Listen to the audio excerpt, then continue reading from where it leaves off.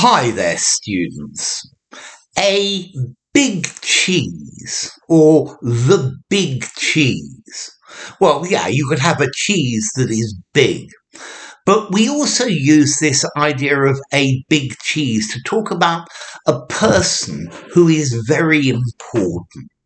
Yeah, a person in a company or an organization with a lot of influence who is a really important person.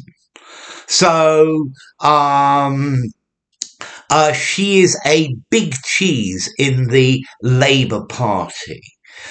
He's a big cheese in the world of business.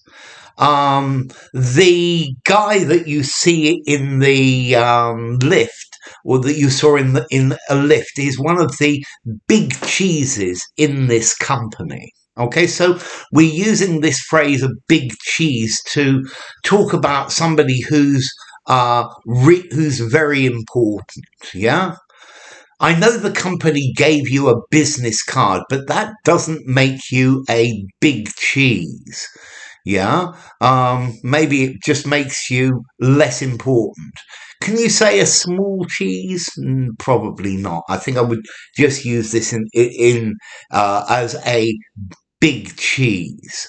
Um, so yeah, he's a very big cheese in the music industry. Yeah, somebody who has a very important job.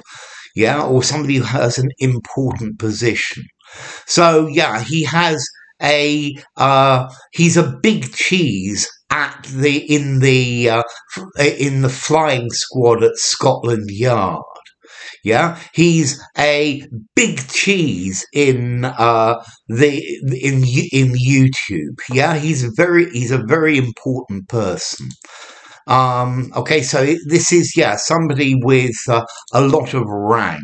Yeah, there's going to be a meeting of all the big cheeses, the important figures, the high-ranking people. So notice this idiom. This is rather informal. If you call somebody a big cheese, this I'm going to say 3.5 informality. I would use it informally. You could just about use it with a semi-formal conversation, but certainly no more. I've actually seen this word, this translated into French, grand fromage, but, well, to me, a big cheese. Now, the origin, I think, could be quite interesting. Let's see, in the past, well, today, if something's cheesy, it's rather smelly and not very nice.